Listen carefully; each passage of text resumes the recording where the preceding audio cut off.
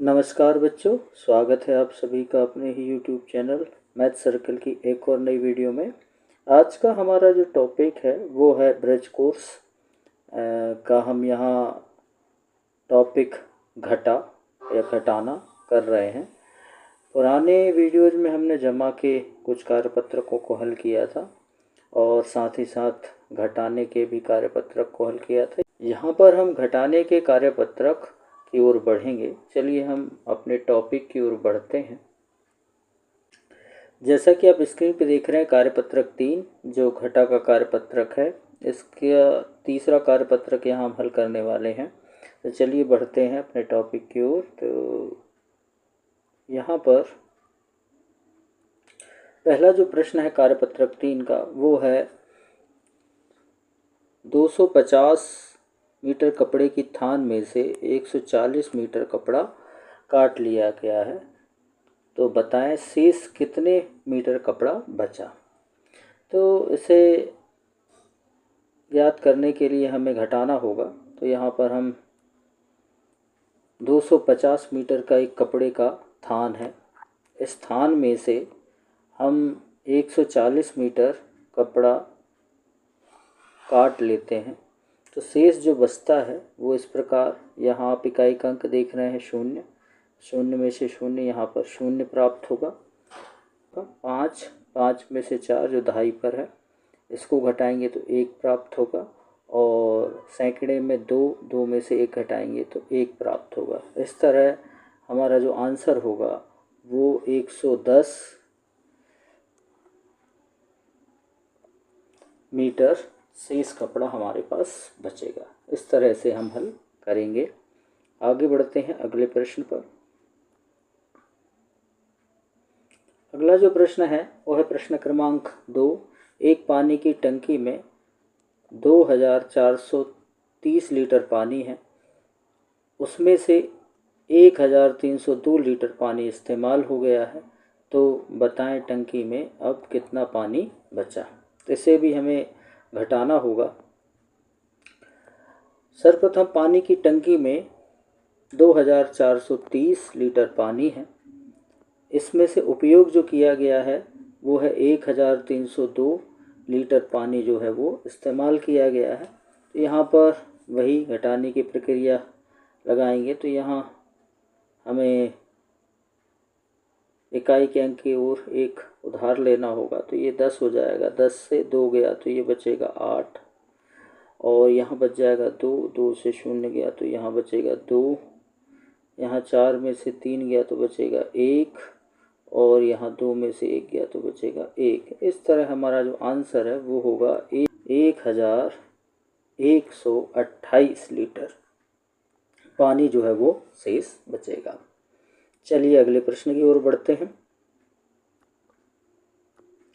अगला जो प्रश्न है वो है प्रश्न क्रमांक 3। एक पुस्तक के कुल 324 पन्ने हैं, रमा ने 243 पन्ने पढ़ लिए, तो बताएं रमा को अब कितने पन्ने पढ़ना शेष है। तो इसे भी हमें घटाना होगा। तो यहाँ कुल कितने पन्ने हैं, तो यहाँ पर कुल पन्ने हैं 324 पन्ने हैं। इनमें से जो पढ़े गए पन्ने हैं वो हैं 243 पन्ने, ये पढ़ लिए गए हैं। इसे भी हम घटाएंगे तो हमें प्राप्त होगा 81 पन्ने जो हैं वो शेष बचेंगे। अगले प्रश्न की ओर बढ़ते हैं। प्रश्न क्रमांक 4। एक डिब्बे में 576 कीले हैं, अगर 280 किलो का उपयोग हो गया तो अब कितनी कीले बची। तो इसे भी हमें घटाना होगा। तो कुल कितनी कीले हैं हमारे पास, वो है 576 कीले। इनमें से हमें घटानी है 280 कीले जो उपयोग की गई हैं, इन्हें हमें घटाना होगा। तो घटा देते हैं। घटाने पर हमें मिलता है 6 में से 0 गया तो 6, यहाँ पर 7 से 8 घटेगा नहीं, तो यहाँ उधार लेके हो जाएगा 17, 17 में से 8 गया 9, बचेगा यहाँ 4, 4 में से 2 गया 2, और यहाँ पर हमारे पास जो आंसर मिलेगा 296 कीले। तो यहाँ पर हमें 296 कीले जो हैं वो शेष बचेंगे। चलिए अगले प्रश्न की ओर बढ़ते हैं। अगला जो प्रश्न है वो है प्रश्न क्रमांक 5।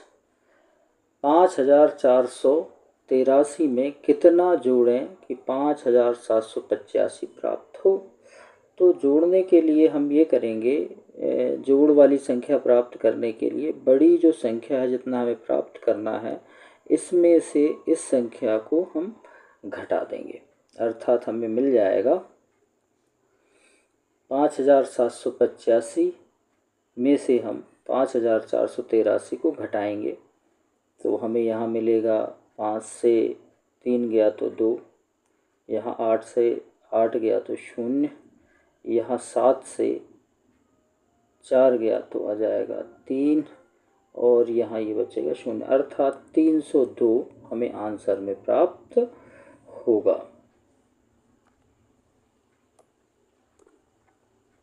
तो इस तरह हम आंसर को प्राप्त कर लेंगे। चलिए अगले प्रश्न की ओर बढ़ते हैं। प्रश्न क्रमांक 6। 9213 और 9312 में कौन सी संख्या बड़ी है और कितनी बड़ी है। तो यहाँ पर हमें देखने में स्पष्ट हो रहा है कि ये संख्या जो है इसमें 9200 है और ये 9300, अर्थात ये संख्या हमारी बड़ी होगी। तो ये संख्या हमें मिल जाएगी कि 9312 जो है वो बड़ी संख्या है। इसमें से हम छोटी संख्या 9213 को घटा देते हैं तो घटाने पर हमें मिलता है 99, अर्थात हमारा ये आंसर हो जाएगा। इस तरह हम आंसर को प्राप्त करेंगे घटाने पर। चलिए बढ़ते हैं अगले प्रश्न की ओर। अगला जो प्रश्न है वो है प्रश्न क्रमांक 7। सोहेल के पास 2490 रुपये थे,